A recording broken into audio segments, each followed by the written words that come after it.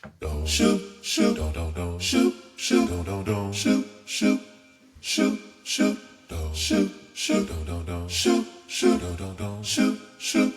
shoot, shoot, shoot. Hey guys, welcome. It's your boy Ren City, host of Sports and Shorts of Sorts. We're doing the NFL recap that we've been doing. Gonna recap week 10, the crazy week that was. We had some good games, and usually I do the picks in this episode, but I'm actually releasing this one on time on a Tuesday, so we'll get those picks up by Thursday. Shorter episodes helps you in your day, get two birds stoned at once. You know how it goes. But anywho, let's jump right to the Thursday night game. And this is a game that always impresses. The AFC North Showdown to kick off Week 10. And since Amazon has had the rights to Thursday Night Football, the games have been lackluster at times. We were not expecting lackluster between these two teams. You had the 4-5 Cincinnati Bengals visiting the 6-3 Baltimore Ravens, and the Bengals could not have asked for a better start. Impressive drive, capping it off with London, Ontario's Chase Brown punching it in from 1 yard out. The Bengals led early, 7-0. The Bengals got the ball back again after they'd forced the Ravens to punt it quickly, but they'd go for it on fourth down and fail to pick it up, turning it over on downs. And the Ravens took advantage of that, moving the ball down the field effectively. They finished it off with a nice little play where Lamar Jackson, he tucked it, looked like he was going to run. And he was like, just kidding. And then he threw it to the end zone, hit Nelson Aguilar in the end zone. Touchdown, tied it up at 7. The Bengals, though, they were driving. They were doing their thing in this game, and they were causing some concerns for the Ravens defense. But a big concern was when Kyle Hamilton hurt his ankle. The safety stayed down and would have to leave the game, leaving a hole in the Ravens secondary. A few plays later, Joe Burrow threw an interception in the end zone, or so we thought.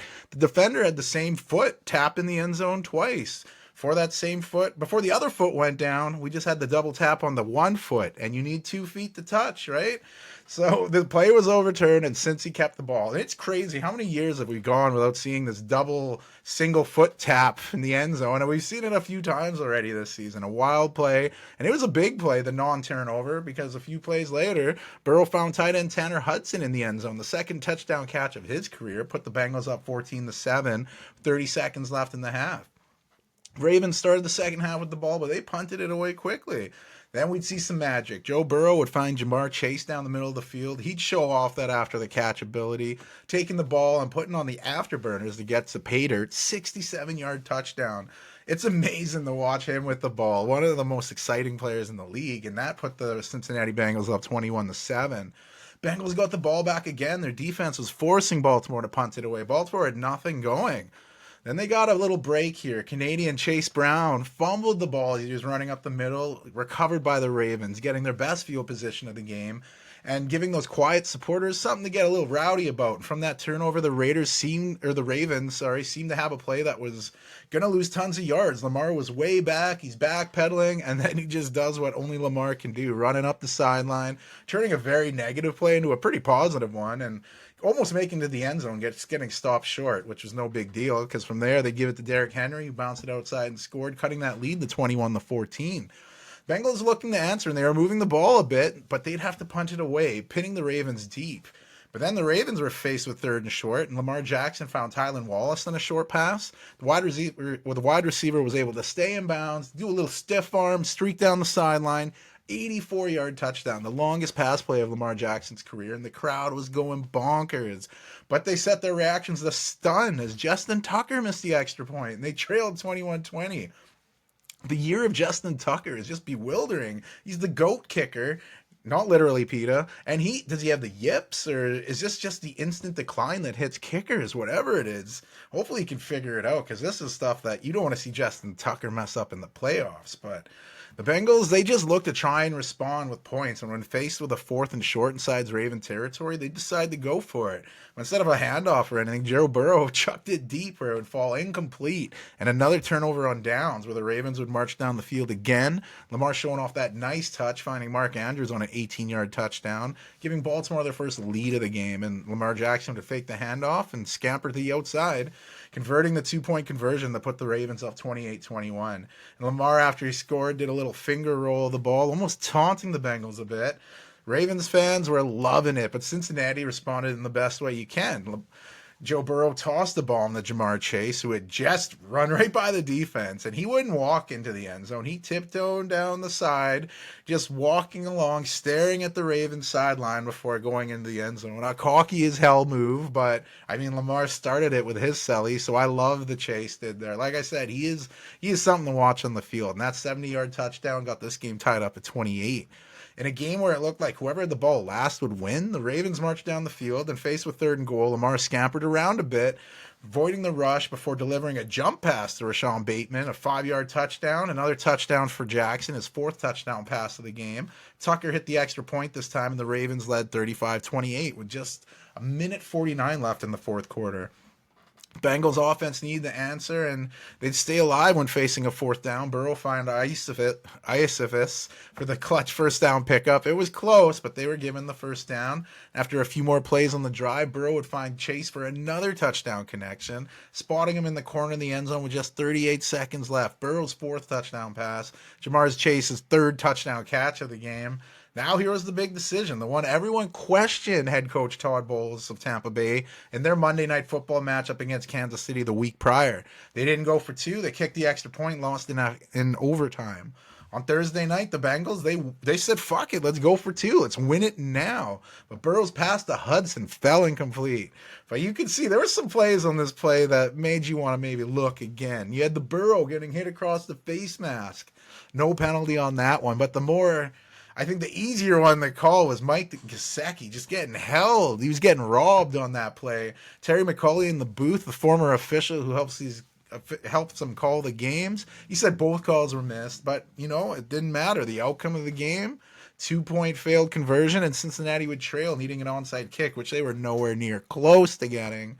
The Ravens won, sealed the 35-34 win. And during the end of the game, legendary broadcaster Al Michaels kind of went on a rant about the frustrations of too many missed calls this season in the NFL, the bad officiating, the biggest moments of these games. And I was just frustrating to everyone, including the players and the fans. I mean, there's lots of truths there, but I imagine the NFL probably gave him a phone call to be like, I don't know if we like you talking about that, but man, what a game. And I said the Ravens would win in overtime probably. I mean, I was a little wrong on that, but if they hit the extra point, we would have had it. So what a game. I mean, you got to feel for the Bengals. Lights out games. Joe Burrow, Jamar Chase. Not to get a call in the biggest play of the game. But man, I don't want to pick on Canadian brethren here, but that Chase fumble, Chase Brown fumble in the 3rd quarter really jolted that spark in the Baltimore. They needed to turn the game around. Didn't see much of newly acquired Khalil Herbert, acquired from the Bears at the deadline. Maybe we'll see more of him because of Chase Brown's fumbleitis. I mean, 2nd fumble in the last 5 games. The Bengals don't need that. Rumor has it they've been looking at Super Bowl champion Leonard Fournette. I mean, that's crazy to think Fournette's only at 29. I mean, that's probably geriatric in running back terms. But man, he's probably got enough in the tank to help the Bengals here. Not what Chase Brown's probably liking to see, but I mean, don't fumble the ball. As New England Patriot head coach Gerard Mayo said earlier this season, ball security is job security. I love that, and it's true. And the Bengals fell to 4-6, while the Ravens moved to 7-3 in the very tough AFC North. I mean, from a neutral standpoint, what a game. And that led us into Sunday, where we'd go to Munich, go to Deutschland for some football. You had an early matchup with the 2-7 New York Giants and the 2-7 Carolina Panthers. An NFL gift to Munich to have teams desperate for a win. And after an early Giants possession failed to get points, they'd pin the Panthers at their own 10-yard line. But Bryce Young would use plenty of newly extended running back Chuba Hubbard on the drive. Hubbard and the Panthers agreed to a 4-year, $33.2 million deal earlier in the week, and the Alberta native picked up big yards on a play to get down the 6-yard line. A few plays later, Bryce Young would buy some time with his feet before finding rookie tight end, 4th-round pick out of Texas, Jatavian Sanders, and that 5-yard touchdown opened the scoring in Germany. The Panthers led 7-0. Giants would do nothing again, punting it away, where the Panthers would again move the ball kind of successfully there, except this time they'd settle for a long field goal, and Eddie Pinheiro knocked it through to make it 10-0 to start the 2nd quarter. The ensuing kickoff, Pinheiro's kick wouldn't land in the proper landing zone, giving the Giants the ball at the 40-yard line, a big penalty there. The Giants actually looked to get something going, moving the ball in the field goal range. And they had Graham Gano returning in the lineup. He missed the last 7 games with a hamstring injury, and his first kick back in the lineup went wide, missing the field goal and failing to cut into that 10-0 lead. Panthers looked to take advantage of that field goal, finding Miles Sanders out of the backfield, but he was brought down and it didn't look good. He'd have to get carted off the field, and a lot of players were greeting him, wishing him well. Hopefully it's nothing serious for Miles Sanders. He's kind of lost his ways in the pecking order at running back position, but you never want to see him get hurt like that. Hopefully, like I said, he's all right. The Panthers were punted back to the Giants, where they faced 3rd and 1 near midfield, tried a flea flicker, but it turned into a Danny Dimes sack. You could see the frustration in the wide receivers as they were getting open, but Dimes didn't have the time or didn't see him. The Giants got the ball one more time before halftime, and they were looking for anything positive, especially considering they were getting the ball to start the second half. Daniel Jones looked better on that drive than he had the entire first half, using an array of players, including running back Tyrone Tracy Jr. to get in the Panthers' territory. But from there, we'd see the same old Giants. Daniel Jones rolled out, and when he looked for his tight end, the ball was tipped up by Jadeveon Clowney, sending the ball straight in the air where it was picked off by Xavier Woods, a huge red zone turnover, ending the Giants' hopes of any points on that drive. The Panthers would take possession and move down the field looking for points of their own. Faced with a 4th and 5 just inside Giants territory, they looked like they were going for it, but they just punted it, leaving the Giants to kneel and send this game into halftime. And Panthers broke a streak here, taking that 10-0 lead in the halftime. They ended a 36 consecutive game streak without keeping their opponent shut out in the first half. So kudos to the Panthers there. The Giants, they looked much better in the second half, way better than they did in the first. They'd move the ball into the Carolina territory with relative ease.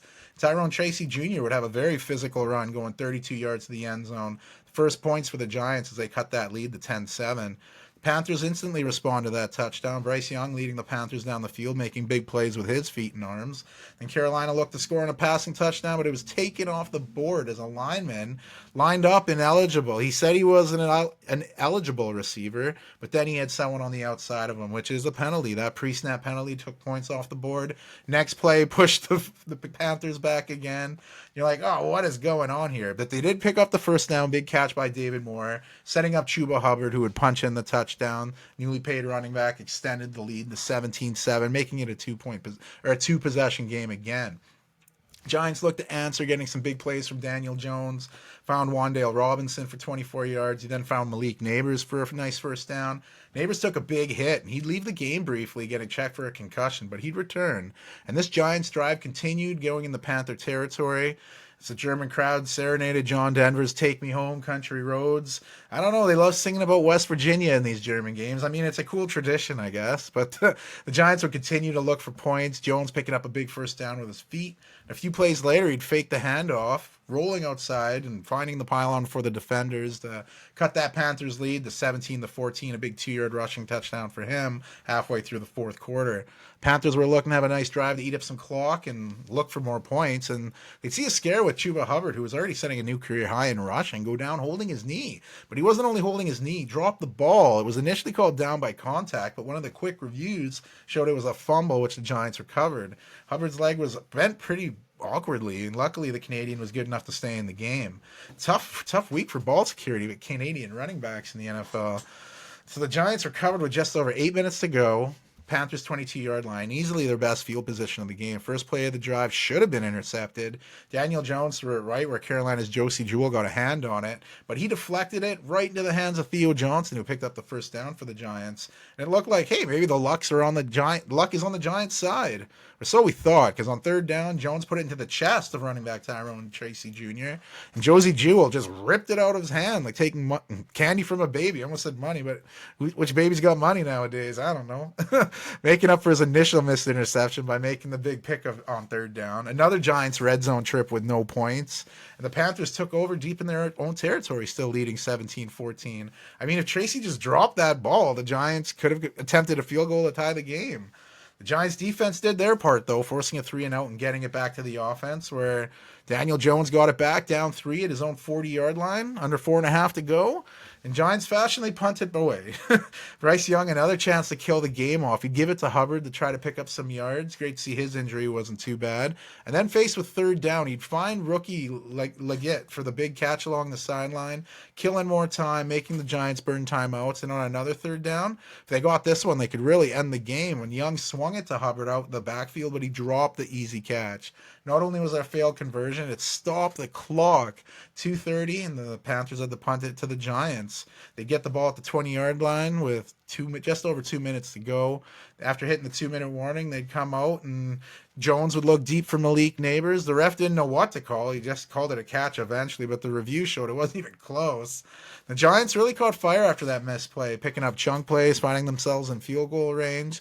They'd get the ball down to 10 seconds, and Graham Gano would hit a 42-yard field goal, forcing overtime in his first game back since week 1. That clutch kick sent this game in overtime. He sent this game in Germany to overtime, tied at 17. Giants would win the overtime toss and choose to receive the ball, where they'd hand it off to Tracy. And he had the ball punched out by Ashawn Robinson. The Panthers were covered in fantastic field position, and a few plays later, they'd set up an Eddie Pinheiro field goal. He knocked it through, the 36-yarder. You know, the former soccer player must have been over the moon playing on the pitch where Bayern Munich, the Bavarian Giants, play.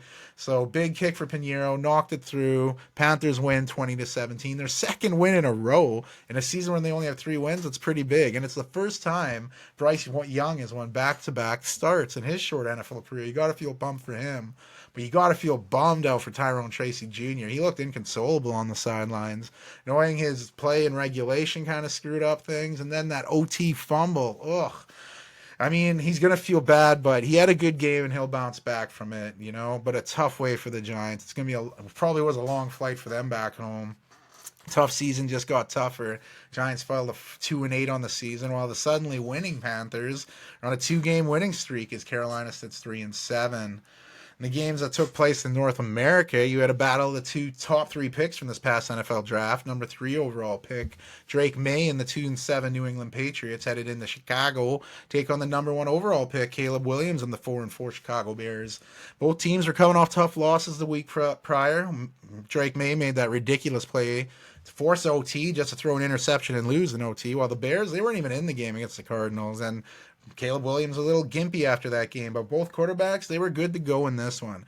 Drake May and the Patriots moved down the field. The Bears defense allowed the Pats to go deep in territory, but not score a touchdown, forcing a short Joey Sly field goal, put the Pats up 3-0. May was looking for more points, but as he was rolling out, he didn't even see Chicago's TJ Edwards, and just as he released it, he probably went, oh, fuck, because that ball was picked off by the Bears, giving them the ball. And the Bears would finally get on the board when Cairo Santos would hit a 33-yard field goal, tying the game at 3 halfway through the second quarter.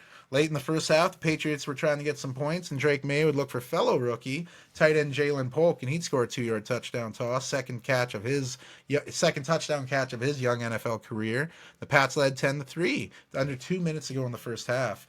Pats got the ball back one more time, and they were able to get in the field goal range where Joey Sly knocked it through. The Patriots led 13-3 on the road in Chicago. Third quarter, we get no points, but halfway through the fourth, Patriots would get another Joey Sly field goal, and it was 16-3. As the fourth quarter went on, the Bears had to get something going for it on fourth down. They pick one up, then a few plays later, they turn it over on downs. A rough day in the office for the Bears, the number 1 overall pick, Caleb Williams. Pats added more points through another Sly field goal, and the Patriots would secure the 19-3 win. Nothing fancy for New England, but enough to secure Gerard Mayo's 3rd win of his coaching career, moving the Pats to 3-7 on the season. And this game probably isn't one the NFL will use to bring more fans to the game, but I mean, it had some positives. Not many for Chicago, though. The Bears look stagnant on offense again. The team seems to have lost some faith in the coaching staff. It's tough to see where they go from here. We'll see some changes in the coaching staff. Well, the offensive coordinator is no longer there. We'll get to more on those when we talk about our picks, but there's a lot going down in Chicago. Not a good look when the number 1 pick is getting outplayed by the number 3 pick. And a lot of this come down to play calling. I mean, the Bears have fallen to 4-5, losing 3 games in a row. And when then that loss train starts rolling, it's hard to stop. And things won't get easier for Chicago. A big NFC North game next week against the Packers. But we'll get more into that game when we cover the picks for Week 11. Big time NFC matchup. Two teams that won their respective divisions last year. You had the 4-4 49ers flew across the country to take on the 4-5 Tampa Bay Buccaneers. And a rare sight for San Francisco as Christian McCaffrey was making his season debut. We know he's been battling that Achilles tendonitis and he hasn't really suited up at all. So it was good to see him back on the field. And then in this game, you had two offenses that are great, but they'd have no points to start. Then the 49ers would get the ball, and Brock Purdy had enough time to find rookie wide receiver Ricky Pearsall over the middle. He showed off that after the catch speed, going 46 yards for the touchdown, giving the Niners an early 7-0 lead. It was reviewed but stood. Big, like I said, first NFL touchdown catch for the rookie wide receiver, who, if you remember, was shot in the chest this offseason. So great he's alive and even making these plays on the field. 49ers were looking to add some points, but they'd get stopped before the end zone by the defense, and they'd force a 28-yard field goal by Jake Moody, who was making his return to the lineup, knocking it through. The Bucs moved the ball in the 49er territory, and they'd settle for a field goal, cutting the lead to 10-3. San Francisco was looking to add some points for the end of the first half, and Jake Moody would miss a 49-yard field goal. Not ideal for a kicker making his return, and the 49ers still led 10-3, a lead they take in the halftime. And San Francisco was looking to add some points for the end of the first half. Jake Moody would miss another kick, though, a 49-yarder. And like I said, his first game back wasn't looking too nice. Tampa Bay started the half looking very impressive, marching right down the field, and Baker Mayfield found Rachaad White out of the backfield. He'd follow his blockers into the end zone on the 9-yard touchdown, tying the game at 10 early in the third. And after the 49ers offense could do anything with the ball, the Bucs would get it back and march right down the field on San Fran, capping it off with a nifty Bucky Irving touchdown. The 12-yard scamper gave Tampa their first lead at 17-13. 49ers got on the field goal range trying to cut into that lead, but Moody stepped up and missed his second field goal of the game. Sorry, I think I repeated myself earlier there. This was a second kick. This one from 50 yards out, and it wasn't the ideal return. Like I said, it's two missed field goals, and the Niners trailed 17-13 early in the fourth quarter. The 49ers were looking to try to respond on their next drive. On the third down, the Bucs brought the blitz. Purdy held in there, taking the hit and just chucking it, where McCaffrey chased it down the secure, almost like an outfielder-like catch. That 30-yard play really helped out, keeping the drive alive. A few plays later, George Kittle would show off the sweet toe-tap skills, securing the ball and getting those feet down before getting pushed out of bounds. A ridiculous catch put the Niners up 20-17 with just over 7 to go. 49ers could find themselves getting the ball back again and again, looking for more points. Purdy found Deebo Samuel to get down the field, leading to another makeable kick for Jake Moody, but he'd miss again. The third miss on the day for Moody. Like, what a rough return. And in a 3-point game yet, as they led 2017. And following that missed kick, the 49ers sideline got a little testy. Deebo Samuel taking a swipe at long snapper Toby Pepper. Good name, by the way. And he had words for the kicking team. Not a good look, but I mean, missing 3 kicks isn't a good look either. So with under 2 minutes to go, the Bucs were faced with 4th and 7. Baker Mayfield using one arm, which was getting pulled by Nick Bosa, and he was just waiting, and then he delivered the pass to Irving, picking up the 4th down conversion. If you haven't seen that highlight, check it out. What a play by Baker Mayfield. He led Tampa down the field where they'd get close but settle for a Chase McLaughlin field goal, tying the game up at 20 with 41 seconds to go in the game. Just enough time for the 49ers to move down the field, picking up some chunk plays to get in the field goal range. And talk about a chance at redemption. After missing 3 field goals earlier in the game, Jake Moody stepped up, knocked through a 44-yarder, clinching the 23-20 win for the Niners. Maybe Deebo helped with that little motivation swipe. Regardless, great way for Moody to end a game looking like a hero, because if he missed that 4th, he would have looked like a 0. It would have been the blues for Moody, but he nailed the clutch kick, putting the San Francisco 49ers 5-4 in the season as they again move above 500. Winners of 2 games in a row before a big NFC West showdown next week. This game really could have gone either way, though, so it was big for San Francisco to pull it off. Makes you feel for Tampa, though. They've now lost 4 in a row. They've been tough games. I mean, the Ravens loss was tough. That divisional loss to the Falcons, 5-point loss. The OT loss in Kansas City I alluded to with Bowles making the decision to force overtime. And now this loss to the 49ers. I mean, that's football, though. You can be close, but it's not good enough. We're not playing horseshoes here, as my dad used to always tell me. So now the Bucs' reality is they're 4-6, and they need some wins. They got some favorable matchups coming up, going on the road to take on the Giants and the Panthers before returning home to the Raiders. So we'll see where Tampa sits in a few weeks. We had a big AFC West showdown featuring the surprise 5-4 Denver Broncos, doing pretty good with number 12 overall pick Bo Nix running the show, and they were heading in the Arrowhead for Nix's first experience of Kansas City.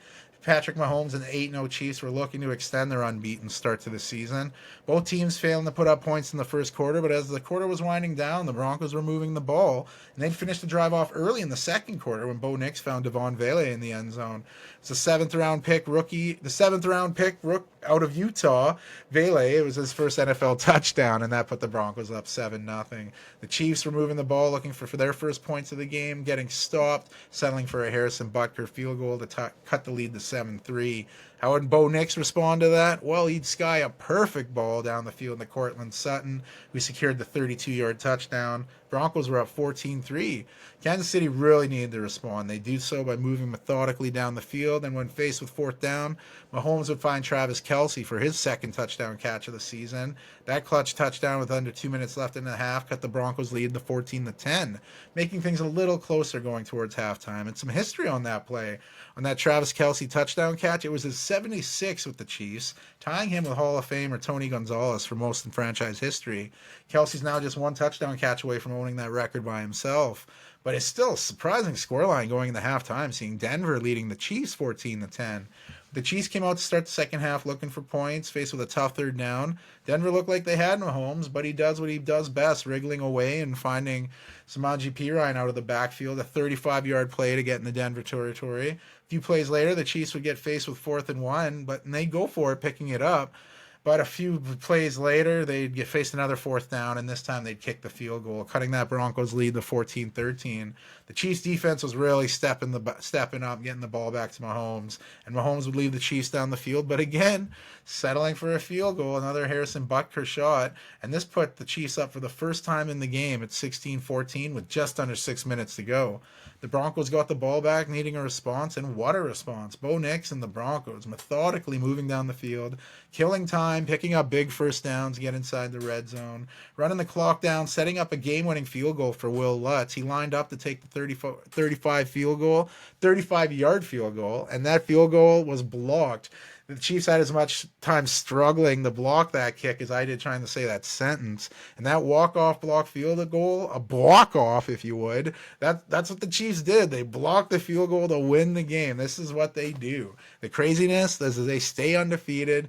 Numerous shots of how bad the Broncos blocked that kick. It was brutal. I mean, they fucked up. I'm sure his film session will be heated. And now you have the Broncos, who have not beat the Chiefs at home since 2015. 9 straight losses. They were right there.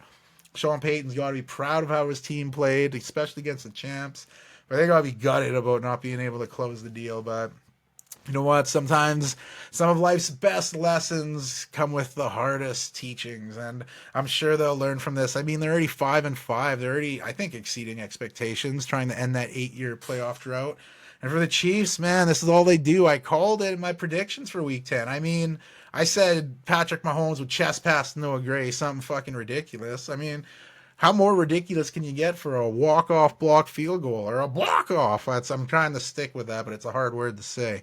But I mean, that's all I do is win. The Chiefs are now 9-0, extending that franchise record-winning streak to 15 games, going back to last season, including the postseason games like the Super Bowl. But what a run for KC, and they're not even blowing teams away. Historically, this is one of the worst 9-0 teams ever. Their plus 58 differential is the lowest ever by any 9-0 team in history.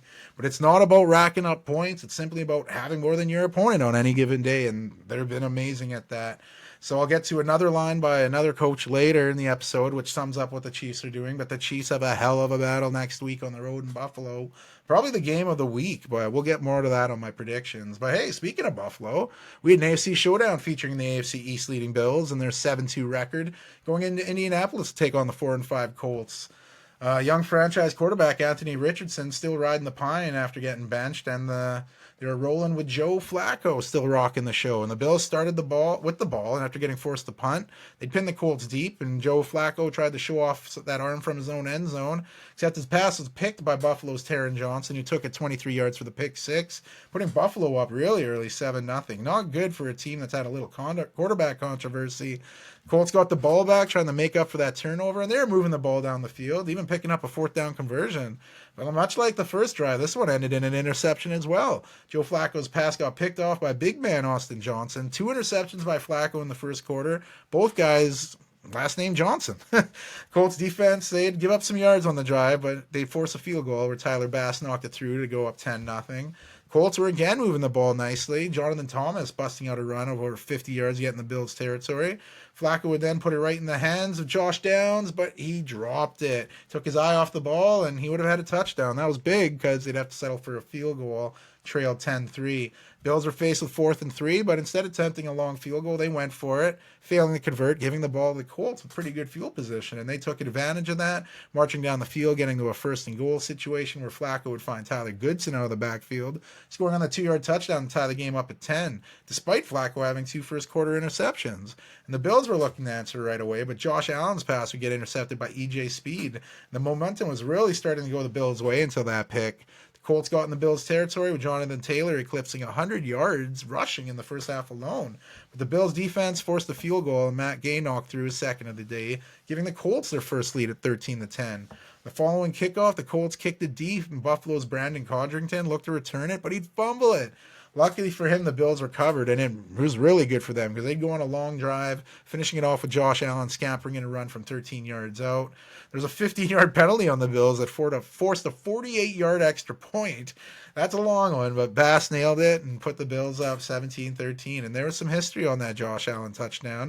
It was his 57th touchdown with the Bills, which ties him with Hall of Famer OJ the Juice.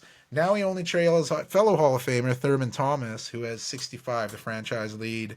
The Bills got the ball back one more time for the end of the first half, and Josh Allen bought some time before finding Hollins deep down the field, who made sure he got out of bounds. From there, the Bills would get a chance at a field goal attempt, with Bass knocking it through, giving the Bills a 2013 lead going into the break. Excuse me. Halfway through the third quarter, Flacco found Pierce on a 30-plus yard play to get into Bills territory. And as they were approaching a scoring chance, Joe Flacco would get sacked and fumble the ball, leading the Bills to recover and looking to capitalize on the turnover. Except Josh Allen literally threw it right back while attempting to hit a route along the sidelines. His predictable pass was undercut by Kenny Moore, who made the interception. A great defensive play to get the ball right back to the Colts, and some history was made by that offense. During the game, Jonathan Taylor would move in the 4th on the Colts franchise rushing list.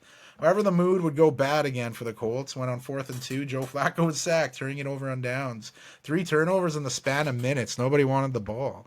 The Bills would march down the field, settling for another Bass field goal to make it a 2-possession game, 23-13. The Colts were trying to stay in the game. Flacco looking deep for Alec Pierce. A high throw that hit the top of Pierce's fingertips and went right into the hands of Bills' Taylor Rapp. Another interception by Flacco, his 3rd of the day, and the Bills would take advantage of that when they'd move down the field, and James Cook punched in a touchdown 2 yards out, putting the Bills up 30-13. Late in the game, the Colts did make the scoreboard a little more respectable. Joe Flacco found Alec Pierce on a 10-yard toss, cutting it to 30-20. That play really didn't impact the game. Unless you're a fantasy football owner of those players, they're betting on it, I guess. But for the Colts, they now dropped to 4-6. And I mean, you can't pin this one on Anthony Richardson. The team, they made costly mistakes. Joe Flacco did not look very sharp. The whole team failed to rise up for the home win. I think Shane Steichen's going to have to go back to Anthony Richardson here. I mean, you can't look at the performance by Joe and be like, Richardson, I don't know. I mean, you benched him. He served his time or whatever if you want to discipline him for tapping out. The team's looking like they're tapping out now. So I say throw him back out there. If he is your franchise quarterback, see what he can do. For Buffalo, it wasn't their best performance. Another game with interceptions as Josh Allen kind of going back to some old habits. I mean, it looked like he had that interception issue nipped in the bud, taking until week 8 to throw his first one. But now Josh Allen has thrown at least one in the last 3 games. Granted, the Bills won each of those games. It's not a good habit to get into. And in saying that, the AFC East leading Bills moved to 8-2, rocking a 5-game winning streak, looking like one of the best teams in the league. But as mentioned earlier, they got a big game coming up next week. Tasty interconference matchup between 2 division leaders. You had the 6-2 AFC North leading Pittsburgh Steelers going on the road with Russell last name Wilson, who looks to have found a taste of the fountain of youth, while the 7-2 NFC East leading Washington Commanders, they've been playing phenomenal with number 2 overall pick out of LSU, Jaden Daniels. Steelers, they got some help with some defensive penalties, and they capped the drive off with Russell Wilson finding George Pickens in the end zone. What a sick catch he pulled in, securing the 16-yard touchdown. Steelers were up 7-0. Steelers were looking to punt, but before the snap, they noticed there was no one guarding one of the gunners. So they made a quick little play and tried a fake punt from deep in their own end. Good play call. Execution was god-awful. The incomplete pass was a turnover on downs, giving Washington a great chance to score. And a few plays later, that's what Austin Eckler would do, punching it in from 1 yard out, taking advantage of that fake punt that they probably won't try anytime soon, tying the game up at 7. With the game still tied, the Steelers didn't fake punt, actually punting it, where it was muffed by Olamide Zacchaeus, and the Steelers recovered after that fumble early in the end zone, in the red zone. And from there, the Steelers would only take a few plays before scoring, where Wilson would find tight end Pat Freiermuth on a 3-yard touchdown, putting the Steelers back up 14-7. Commanders were looking to answer, but only got in the field goal range, where new kicker Zane Gonzalez, who was filling in for the injured Austin Siebert, who was battling a hip injury, and he knocked through his first Commanders attempt to cut the lead to 14-10. It was Zane Gonzalez's first NFL make in the NFL in the last 3 years, so good for him. Commanders got the ball back, and they'd go on a long drive, eating up yards and clock, getting in the first and goal situation where Austin Eckler would punch in his second 1-yard touchdown run of the game, and Washington led for the first time 17-14 going into halftime. To start the second half, the Commanders kept riding that momentum. Jaden Daniels finding Terry McLaurin on a big play, getting into the red zone, and a few plays later, Washington was spreading the wealth, handing the ball to Jeremy McNichols, who punched it in from 1 yard out. The third 1-yard touchdown run for Washington, who's really showing the strength in the trenches there, and that increased Washington's lead to 24-14 early in the third. Pittsburgh was looking to answer, and when facing 2nd and 19, Wilson found George Pickens down the field and made a huge play to get the Commanders' 12-yard line. A few plays later, Najee Harris would bunch it in. Rushing touchdown for Pittsburgh cut the lead to 24-21. Commanders would look to kill some clock off, and they'd hit a 41-yard Zane Gonzalez field goal. His second of the game put Washington up 27-21 late in the third. And Russell, last name Wilson, looked to try and get a quick response again, chucking a bad throw in the double coverage. This time intercepted by Jeremy Chin, who had a nice return as well. And soon after, Daniels found McLaurin on another grab along the sideline, putting the Commanders in a chance to add some more points. Except they'd have to back up a bit and punt it away, giving the possession back to Pittsburgh. And Pittsburgh showed they had plenty left as they'd move the ball down the field. And Wilson would find new Pittsburgh Steeler, wide receiver Mike Williams, just traded at the deadline from the Jets, and he'd score on a 32-yard touchdown. To extra point went in, and it was 28-27, 2:22 left in the fourth. Commanders needed to get in the field goal range, and they'd face fourth down, where they've been 11-11 on the season. And Daniels found tight end Zach Ertz right at the sticks. He was called short. They reviewed it, and they confirmed he was indeed short. Huge defensive effort by Minkah Fitzpatrick and DeMonte Casey on that, making sure Ertz was short. And again, that was Washington's first failed fourth down conversion of the year. That's crazy. They gave the ball back to Pittsburgh. Washington still had all their timeouts left, but Pittsburgh ran the ball 3 times and were stopped. So it was 4th and 1 with a minute left, and you're like, they're not going to go for it, because if they don't, they're going to set up a field goal. So what'd they do? Pittsburgh lined it up, and Russell Wilson, his cadence is like, hot, hot, hot. He got them to jump off sides. A huge penalty, a game-sealing penalty, lack of discipline by the Commanders, if you would, but a crazy game where you saw it all. And Russell Wilson, he's showing he's still that guy. Pittsburgh pulling off the 28-27 road win, moving to 7-2, which still leads that tough AFC North. And you gotta love what Russ is doing with the Steelers team. 4-game winning streak since losing their first 2 games of the season. And Washington, that was a tough loss. They looked to have a good chance getting the ball late, but Jaden Daniels showed he is human, failing to pick up a fourth down conversion. And I mean, he played pretty well against a very tough team, despite only completing 50% of his passes, 202 yards and no touchdowns. He didn't throw any picks, and he was in the game against a tough Steelers defense. So there's nothing in moral victories, but Washington have to feel pretty good about at least sitting at 7-3. But with that loss, there is some impacts in the division. But we'll get more to that when we get to an NFC East battle later. But we'll go to the 6-2 Vikings, who ended their short 2-game losing streak last week, hoping to bring that winning mentality to Florida as they were taking on the 2-7 Jacksonville Jaguars.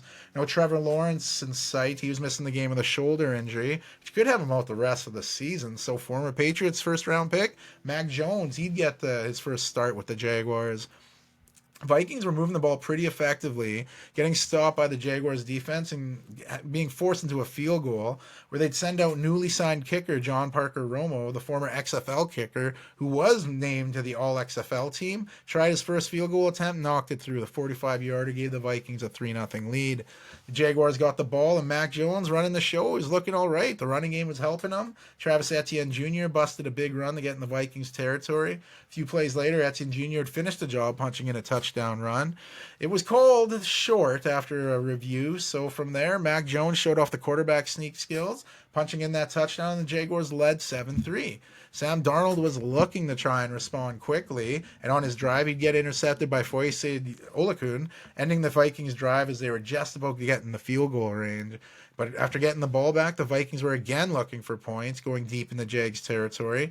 And as Sam Darnold dropped back, he had all the time in the world, but he'd throw it where it would get picked off by Buster Brown in the end zone. Another disastrous red zone pick for Sam Darnold, and the first ever interception for Brown, though, so kudos to him, ending another Vikings drive with no points. And the Jaguars' defense making another big play, taking that 7-3 lead in the halftime. Start second half, the Vikings were moving the ball again, looking to add more points, but again, they'd get stopped in the red zone, and Sam Darnold would throw a demoralizing red zone interception. This time, Darnell Savage Jr. would intercept it at the goal line. Darnold's third interception of the game, and it was brutal. Another drive, no points. It was just all three of the interceptions Darnold threw to. He was looking for Justin Jefferson, maybe trying to force it a little bit. And things got a little worse for Minnesota when running back Aaron Jones went down with a late injury in the third. He'd get carted to the locker room, but everyone kept an eye on him to see how he'd do. And he would get announced that the only reason he was in the cart is because the x-rays were on the other side of the stadium. So it should be okay, nothing serious, but he was out for the rest of this game. So they'd send out John Parker Romo, and his 33-yard kick cut the Jags lead to 7-6. And when the Vikings, they're in this dogfight with the Jags. They were going on a long drive, and when faced with 4th and short, Darnold would sneak for the first down, but they'd again have to go for a field goal where John Parker Romo narrowly squeezed it in. It goes 3 for 3 as the Vikings led 9-7. And the Vikings were looking for a response, but a bad exchange between the center and Mac Jones led to a fumble. The Vikings recovered it, where again, John Parker Romo, 4 for 4 on his debut as the Vikings went up 12-7. Jags got the ball back and were looking for a play, except Mac Jones threw an interception to Byron Murphy Jr., but the Jags, they keep getting chances. They get another one, but Mac Jones will throw another interception. This one, the Cameron Bynum, who was talked about on Pablo Torre Finds Out, he likes to celebrate. He's all about the celebration, and he pulled off one of the best ray gun breakdancing routines. If you remember watching the Olympics this summer, the Australian breakdancer, he nailed them all. The whole kangaroo thing, he was doing it all. But despite that interception, the Jags still had a chance. The Vikings offense couldn't end it. So after making a stop on third down, they looked to get the ball back. They're like, we're going to force the Vikings to punt here. However, there was a flag thrown. Trayvon Rocker was trying to punch the ball out, getting a little aggressive with the punches. Flag for personal foul. Automatic first down for the Vikings, and they go in the victory formation. An unorthodox win for Minnesota as Darnold throws a bunch of picks. They go 0-5 in the red zone, and they still win 12-7, moving to 7-2 on the season as they try to stay with the other tough teams in the NFC North. The Vikings, they're just a good football team, you know. They didn't look very good at all, and they still pulled it off. I mean, Kevin O'Connell's getting more respect each week. I hate how much I like some of these coaches in the NFC North, especially being a Packers fan, but at least the Bears have a hateable guy in Matt Eberflus, bringing some normalcy. The Vikings, Sam Darnold, he's been a turnover machine lately and has dipped over the last few weeks, looking like the Jets Darnold. So he's going to have to tune that up if the Vikings want any kind of postseason success. And like I said, the Aaron Jones issue should be okay going forward for him. Jacksonville, This is just kind of how the year's been. They're 2-8. They've been in games where they can't win them. Mac Jones had more than a few opportunities to try to lead the Jags to some more points and steal a win, but turn the ball over. And the defense makes a big stop, and they have it negated by a personal foul, just giving away the game. I mean, Jacksonville, they're in disarray. And this team had some high expectations, especially by yours truly. You thought this team had a chance of sneaking into the playoffs. Man, the way they're playing, they wouldn't even make the college football playoffs. Like, I know that's hyperbole, but man, the Jags, they're losing some bad games here. And I mean, the AFC South, it's been a dumpster fire, and the Jags are at the bottom of that fire. And you have to ask yourself, is Doug Peterson, head coach, is he going to make it to the end of the year? But we'll go to the NFC South, a battle featuring two teams on two different trajectories. The 6-3 division-leading Falcons, they're rolling. Kirk Cousins looking like one of the signings of the season in Atlanta, and the 2-7 New Orleans Saints, they're fresh off firing head coach Dennis Allen, replaced by interim head coach and special teams coordinator Darren Rizzi. They had their work cut out for them, hearing that Chris Olave was going to the IR with his concussion. But the Saints were looking good, moving the ball down the field, going deep in the Falcon territory. Faced with 4th and down, instead of taking the field goal, the interim head coach said, go for it, and they'd come up short. No points on that drive. But after the Falcons' drive led to not much either, they'd kick it back to the Saints, where they'd go in the field goal range, and the coach said, you know what, we'll take this one, hitting a Blake Groupie field goal to go up 3-0. Falcons looked to answer the field goal of their own, but Younghoe Koo missed a 53-yarder, and the Saints still led. The struggling Saints were having all kinds of trouble coming into the game, but they seemed to disappear against the Falcons. Derek Carr put touch on the ball, finding deep threat Marcus Valdez-Scantling, 40-yard touchdown toss, putting the New Orleans Saints up 10-0 early in the second. Falcons were trying to get any points on the board, and Kirk Cousins found Darnell Mooney on a big play to go down the 1-yard line. After getting stuffed 3 times, they'd go for it on 4th, and Bijan Robinson would punch it in, cutting the lead to 10-7. On the very next offensive play by the Saints, Derek Carr would sky another one deep, Valdez-Scantling securing the 66-yard touchdown pass, putting the Saints in 1st and goal situation, and after a few failed running plays, Carr would look to MVS again, finding Valdez-Scantling for his 2nd touchdown in the game. Saints led 17-7. Some massive plays for MVS, former Packer-in-Chief, just his 2nd game suiting up for the Saints, and the Saints led 17-7 going into halftime.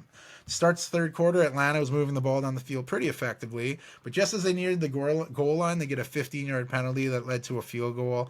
This one, Younghoe Koo would knock through to cut the lead to 17-10. Saints would answer by going on the field, hitting a field goal of their own to go up 20-10, another 2-possession lead.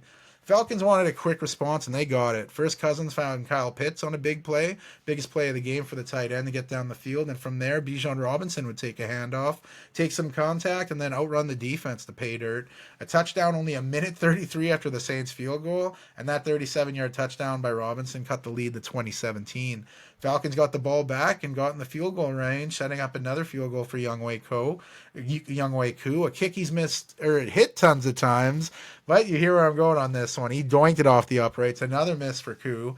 And New Orleans still led 2017 with just over 6.5 to go. The Falcons again got the ball back looking for some points, and Cousins' throw over the middle was intercepted by the Honey Badger. Tyrann Mathieu picked up the interception around the 2-minute warning, perhaps clinching the win for the Saints. I mean, they'd face a 3rd down, beautifully designed play. Carr had Alvin Kamara wide open. It hit him in the hands. If he caught the ball and fell, they win the game. But he dropped it, stopping the clock, and the Saints punted it away. Kirk Cousins getting the ball, minute 35 left on the clock in a timeout. Huge chunk play to Darnell Mooney. Then Kirk would get hit and fumble the ball. The Falcons recovered, but it was a huge loss on the play, one they'd never recover from. So how about that? The Saints end their 7-game losing streak, beating the NFC South leading Falcons 20-17. First NFL win for interim head coach Darren Rizzi. And Rizzi said after the game that he had plugged the toilet in the Saints facility before the game. And I don't know if that's luck, but I feel bad for the maintenance crew, for the next toilet at the next game, because you know how superstitions are. But what a win for the Saints. Did not see that one coming. An inspired win. Ended the Saints' 7-game losing streak. Like I said, they're at 3-7 now. Maybe there's something to cheer about with the Saints team going forward. For the Falcons, man, that's a brutal loss. They won 2 in a row, coming in heavy favorites. Cousins couldn't find his receivers in the end zone. Younghoe Koo really dropped the ball. Well, he certainly didn't kick it well, going 1 for 4 on the day.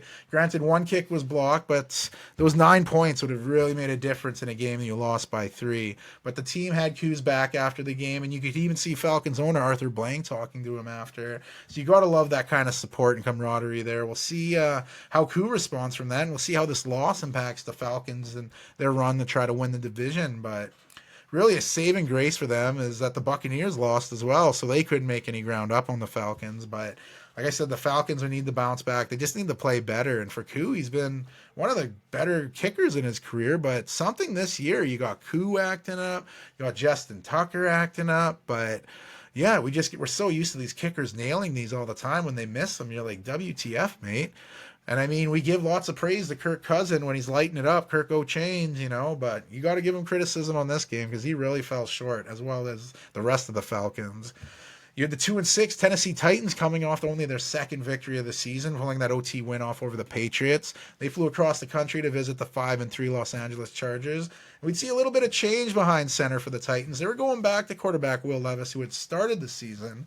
And this move might have been a surprise to a few people because he's still winless. The 2 wins for the Titans, led by Mason Rudolph. So yeah, the Chargers were looking to take their 2-game winning streak as they have eyes on the postseason. They were looking to try to extend that.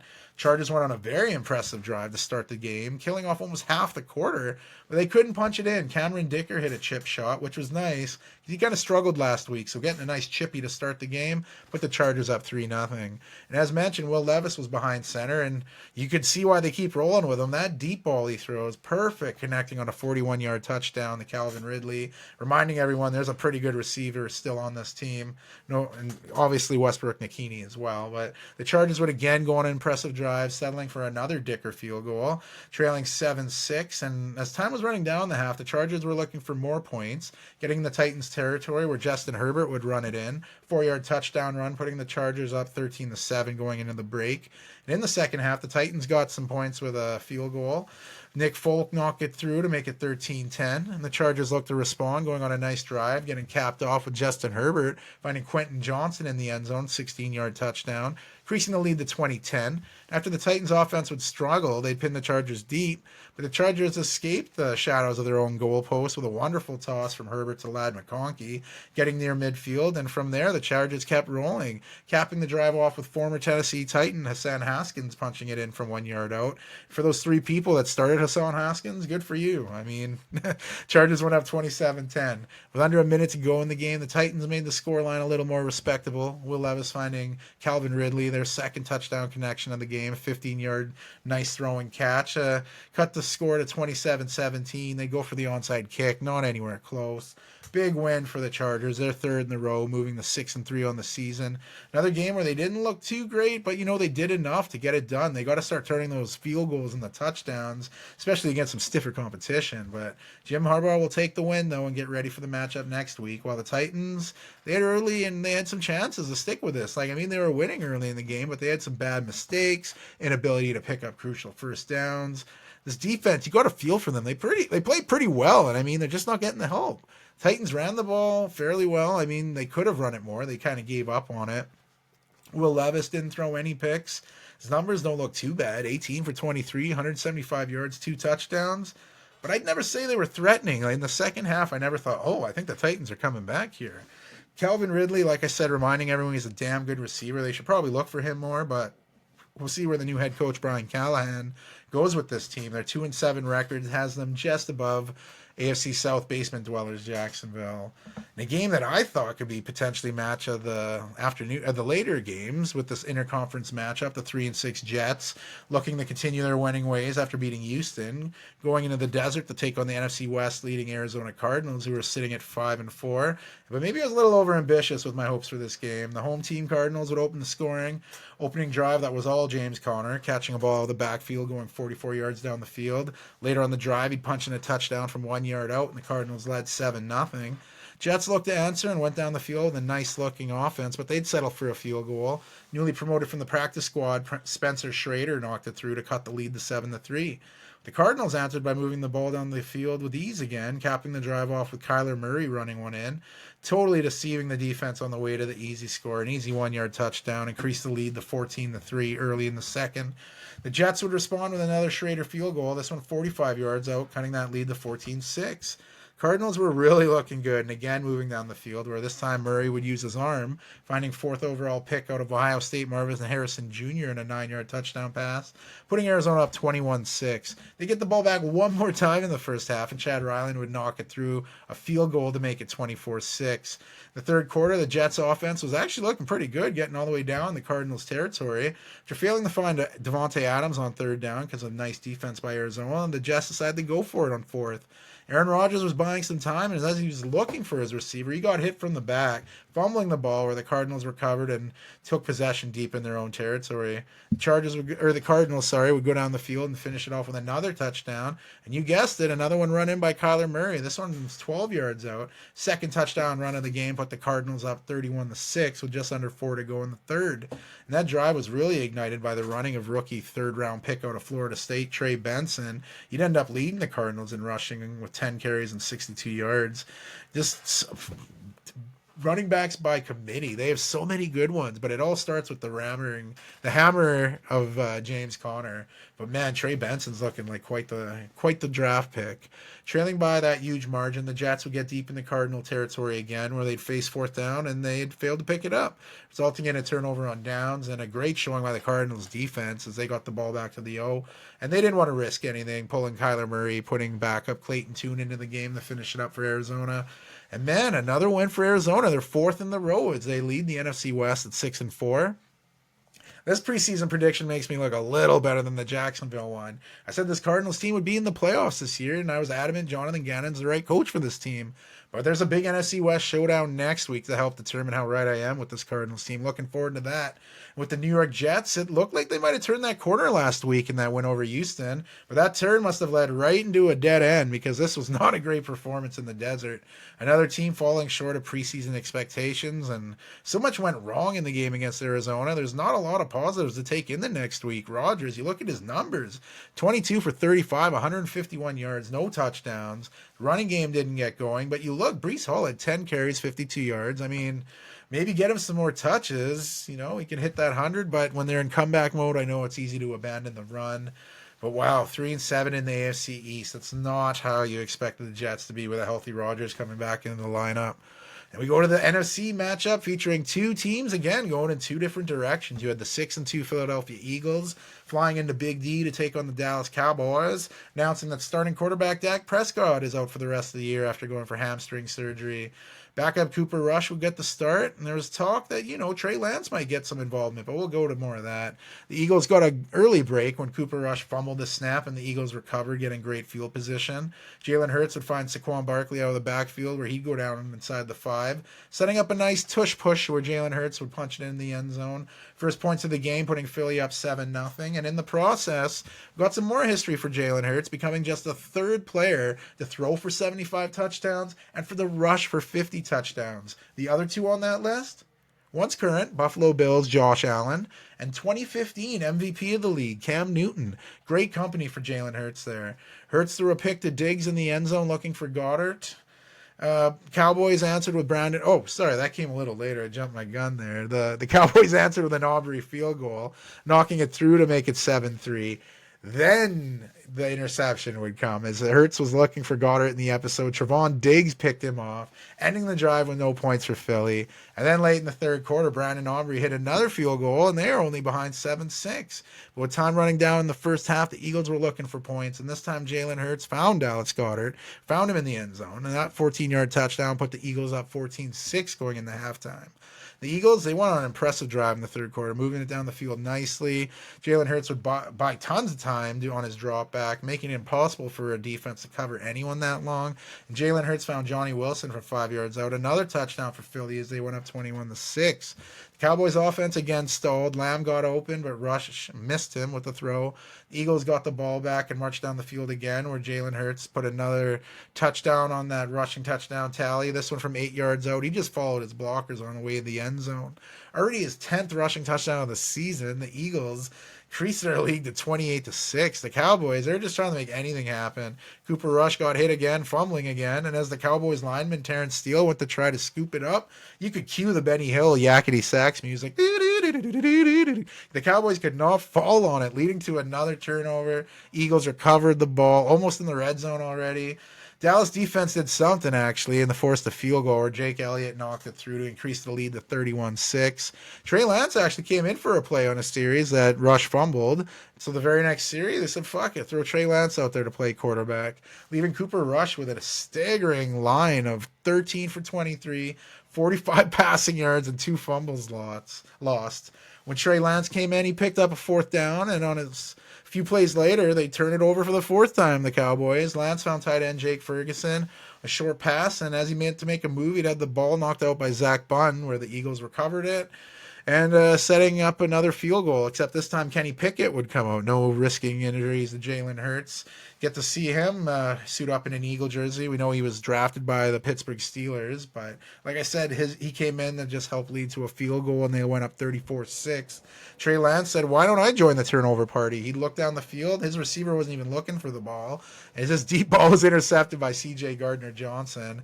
Another terrible play in a series of many by the Cowboys, and this game would finally come to an end. The Eagles winning 34-6, an absolute beatdown of their NFC East rivals. Cowboys fans holding their heads if they weren't already down. There were a few plays where you could visibly see the sun coming through the windows, like on one pass attempt. CeeDee Lamb lost it where he could have caught a touchdown. He's pointing at the window. However, after the game where Jerry Jones, he didn't want to hear any of it. He was even quoted as saying, we do know where the damn sun's going to be in our own stadium. And when asked about potentially putting up curtains, Jerry replied, well, let's just tear the damn stadium down, build another one. You kidding me? So obviously he responded like a mature adult would. The reality is there's a disgruntled group that can't get back in the win column. They have some good players, but this looks like a lost season for the Cowboys again. And be careful when talking to Jerry about curtains, I guess. And in the locker room, when Micah Parsons was approached about questions about his coach and confidence in him, he's basically saying, Mike's in the last year of his contract and can do anything he wants more next season. He's more worried about the Cowboys players in the last year of their deals now. He's worried about those guys. But he did backtrack it a bit going on his podcast, saying he never intended to throw Mike McCarthy under the bus. I mean, he may not have intended to, but he might have knocked him under them a little. But regardless, trouble is afoot in Dallas with no remedy in sight. The quarterback uncertainty doesn't help things. This team just has to play better, though. I mean, this team, when they get down, they go from down to blown out really quickly. And just watching the last few games, when they lose any edge or get a deficit, I mean, I, as a fat podcaster, have no right to call out players' work ethic, but you can see the difference. Once the tide starts turning, it's like they're done. I don't know if that stems from coaching, probably, but there's something that needing to be done in Dallas. They're 3-6, and like I said, this season's lost. For the Eagles, I mean, another nice win. Not that they had much competition there. They're now 5 wins in a row since coming off a loss to the Bucs leading into that bye week. This team's just dangerous on both sides of the ball. When the running game gets going, Philly can start finding their playmakers. They look like a title contender. It's just, this game was so far out of reach, we couldn't see any questionable coaching decisions by Nick Sirianni. But say what you want about the Eagles, they're flying high, 7-2 on the season. And with that win over the Cowboys, combined with the Commanders' loss to Pittsburgh, the Eagles, they're sitting atop the NFC East. So good on them. This led into a juicy Sunday night matchup featuring 2 division leaders, 7-1 NFC North Detroit Lions, and NFL's juggernauts this season. They're heading into Houston to take on the AFC South leading Houston Texans, who are at 6-3 and have been dealing with some injuries, like Stephon Diggs, who was out for the season with the ACL. Nico Collins was taken off IR, but he wasn't ready to go for this one. And CJ Stroud's been kind of beaten up the last few games. But I was wondering what kind of chance the hometown Texans would have against the Lions, but they came out looking fresh in their battle red uniforms. Remind me of the candy-painted cars from Houston, Texas. Slim Thug, Swishahouse, Paul Wall, Bun B, Pimp C, and Mike Jones. Hoop, Mike Jones. I used to love that music. Seeing the candy-painted, that's all I could think about. A lot of people are like, they're too bright. But all I could just think is still tipping on bobos, Anyway, the Houston, Texas rap scene coming from white 37-year-old Saskatchewan here, but we'll go back to the game. The Battle Red was really showing the Houston defense picking Jared Goff off early, Yeah, Goff off. That's a weird one. But Jalen Petrie, who tipped the pass where Jimmy Ward made the pick, giving Houston some good early field position. After picking up some third and really longs, Houston got into the end zone with CJ Stroud handing it off to Joe Mixon. Was able to get outside and bounce into the end zone. An 8-yard touchdown run, giving the Texans 7-0 lead. Texans defense forced Detroit to punt and then get a huge 36-yard pickup by Joe Mixon, getting the Lions territory. Lions defense stood up, making Kaimi Fairbairn come out to hit a 34-yard field goal, taking a 10-0 lead in the second quarter. The Lions looked to respond, and Jared Goff found Jameson Williams a few times on the drive.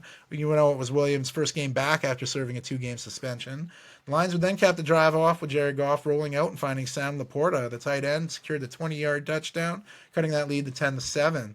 Texans were looking to respond, but the Lions forced them into a long field goal where Fairbairn would nail a 56-yarder, putting the lead up to 13-7. The Lions got the ball back looking to respond, and Jared Goff thought he had more time than he did. And just as he went to throw, he was hit by Danico Autry. The ball turned into a pinball, bouncing off different members of the line before landing to the arms of Henry Toto. I don't know if I said his name wrong. That could be my bad. But when they have a few apostrophes in there, it's a little tricky. Henry Toto. I think that's it. But he'd make the big interception. Goff's second of the game, setting up Houston with good field position.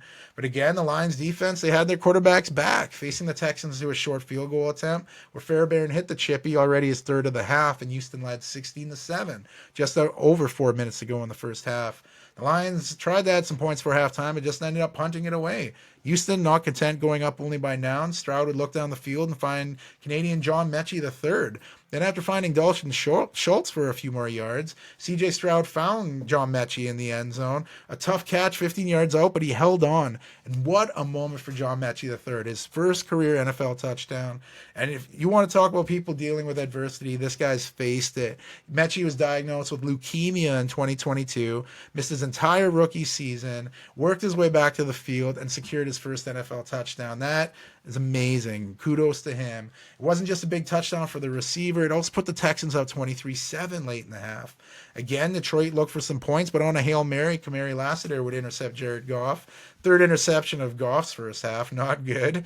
To open the second half, Houston got the ball, and as they were playing an interview from halftime with Lions head coach Dan Campbell, you could hear it going on during the play, and Campbell's like, we got to get some takeaways. And almost simultaneously, Carlton Davis intercepted Houston C.J. Stroud, setting the lines up with the best field position of the day for them. Good television timing, I guess. The Lions failed to take advantage of that turnover, giving it right back to Houston. Goff was looking for Laporta again down the field, then he was picked off again. The second of the game for Lassiter. Another big red zone interception, picking the ball off in the end zone. It was a brutal pass by Goff, who had just thrown his fourth of the game. The Texans deep in their own end, they'd go 3-and-out, giving it back to Detroit with great field position. Goff found Laporta to set up a first and goal situation where David Montgomery would run it in from 3 yards out. The Lions wanted more and went for 2, but wouldn't get it, and they trailed 23-13. Texans were looking to respond again, and C.J. Stroud found Dalton Schultz, moved the ball down the field. Stroud then rolled out and had Tank Dell wide open in the end zone, but I couldn't believe it. Stroud threw him so underthrown, giving Carlton Davis a chance to get back into the play and make his second pick of the game, killing the Texans' drive with no points, a brutal turnover. And after that turnover, Goff was looking deep for Jameson Williams, and for the fifth time in the game, Jared Goff was intercepted. This time, Kalen Bullock got in the mix, intercepting Goff down the field, getting the ball back to the Texans. And after both teams exchanged giving the ball away, trailing Lions would have the ball to start the fourth quarter in their own end. They'd move the ball effectively, not throwing an interception, capping the drive off with Goff finding Amon-Ra St. Brown on a swing pass. Speedy receiver showed off those legs, ripping into the end zone, cutting the lead to 23-20. Just under 12 minutes go in the fourth. Texans would try to kill some clock, but that Lions defense was stepping up, getting the ball back to Goff. And the offense got down the field, setting up a 58-yarder for Jake Bates. Remember, he was selling bricks over a year ago, and now he's dominating the NFL. He'd nail it, hitting the 58-yarder to tie the game at 23 with 5 minutes to go in the fourth. Crazy. The guy hasn't missed a field goal yet since coming up. The Texans, who are having a dreadful second half, were just trying to retake the lead. They get stopped on third down around the 2-minute warning, setting up a long field goal for Fairbairn to try to take the lead, lining up for 58 yards, just like his counterpart did, but Fairbairn missed it. The long missed field goal attempt did not only keep the game tied at 23, but it gave the Lions pretty good field position. position. And a few positive line plays later, they were in field goal range. I wouldn't be a chippy by any means, but Jake Bates lined up and nailed the 52-yarder as time expired. Walk-off field goal narrowly went in, brushing the upright, like Collishaw said, or sorry, Chris Collinsworth said. I almost went Tim Collishaw, but Chris Collinsworth said if they had an extra layer of paint on there, it might have hit it, and he wasn't lying. It was tight, but he nailed it. What a click! What a kick! He just hit a 58-yarder to tie it. Then he hit a 52-yarder to win it. Wow, the Lions, the defense, the kicking, everybody stepped up for their quarterback. Jared Goff, he made some history with this win, becoming just the third quarterback since 1991 to throw 5 interceptions and win a game. Before this performance, quarterbacks that threw 5 interceptions in a game were a dismal 2-44. The only 2 quarterbacks to pull off a win with 5 picks in that time period, you're looking at Matt Ryan with the Falcons in 2012 and current CBS broadcaster Tony Romo, who achieved the feat with the Cowboys back in 2007. Goff is just the 9th quarterback since the merger to pull that feat off. And I mean, it's a stat that more shows how a team can rally behind a quarterback more than anything. But man, the NFC North, the leaders of it, the Detroit Lions at 8-1, the best record in the NFC. They're the real deal. And like head coach Dan Campbell was addressing after the game, to play that bad and still win, that's something else. I mean, that's the same thing you could say about the Chiefs earlier. And this team could be destined to face off with them in the Super Bowl. That's if Jared Goff reduces this interception rate. You can't throw 5 picks and expect to win.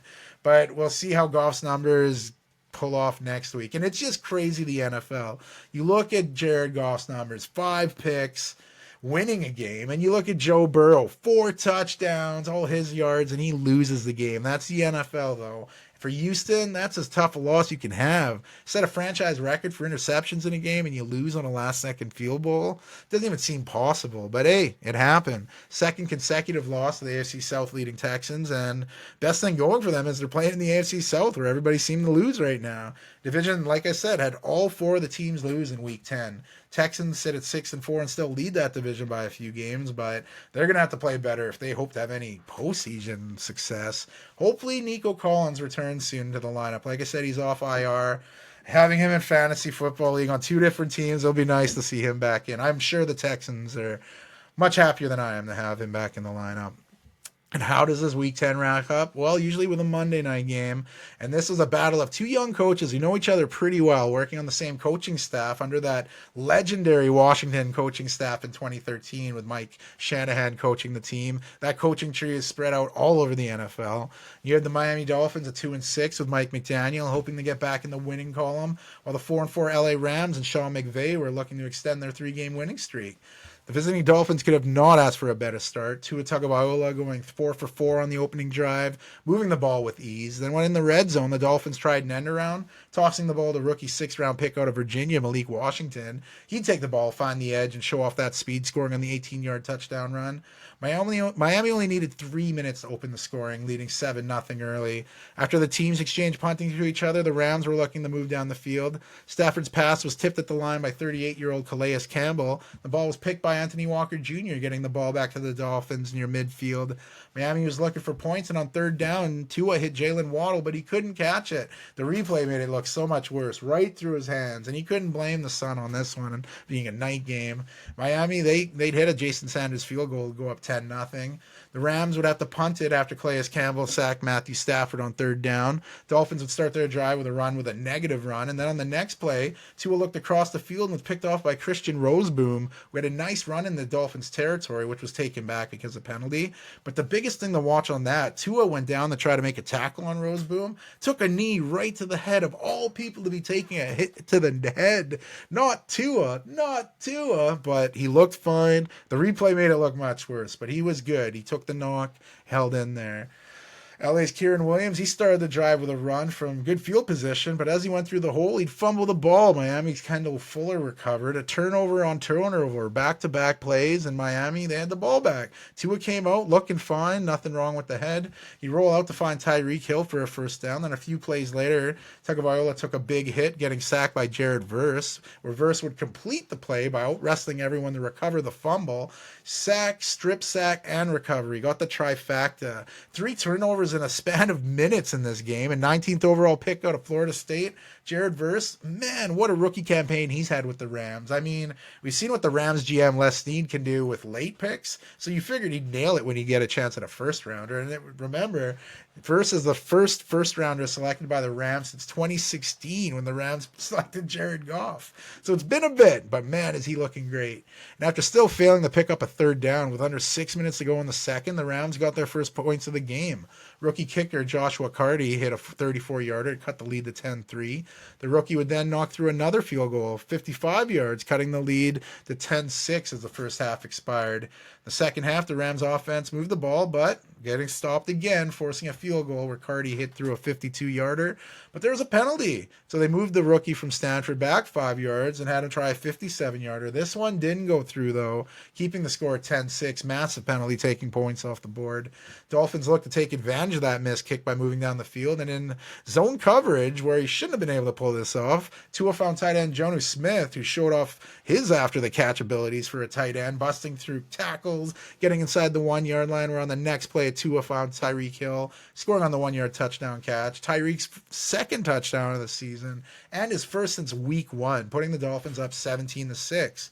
The Rams went down the field and had to settle for another field goal. The rookie out of Stanford making up for his previous miss, nailing a 53-yarder to cut that lead to 17-9, a one-possession game. But the Dolphins answered, going down the field and going up 20-9 with a field goal of their own. And get this, you will not guess what the Rams did. They went down the field and hit another field goal, cutting it to 20-12. And the Dolphins killed some clock moving down the field, and Sanders hit a 50-yarder, which was big, making it two-possession game at 23-12 with just over 2.5 to go in the game. I mean, if you like watching field goals, like watching the kickers line them up, this fourth quarter was for you. The Rams again got the ball deep in the Dolphins' territory. They needed 2 scores, couldn't get into the end zone. That Dolphins' red zone defense was fantastic, forcing a 31-yard field goal, which Carty hit to cut the lead to 23-15. Just under 39 seconds left on the clock. The 5th field goal of the game for the rookie kicker. The onside kick attempt, again, like many this year, wasn't even close, and the Dolphins' recovery clinched the victory for the Dolphins, picking up the 23-15 win on the road and keeping those slim playoff hopes alive. Moving to 3-6 on the season, where it was a very up-and-down game with some nice-looking drives, but some head-scratchers.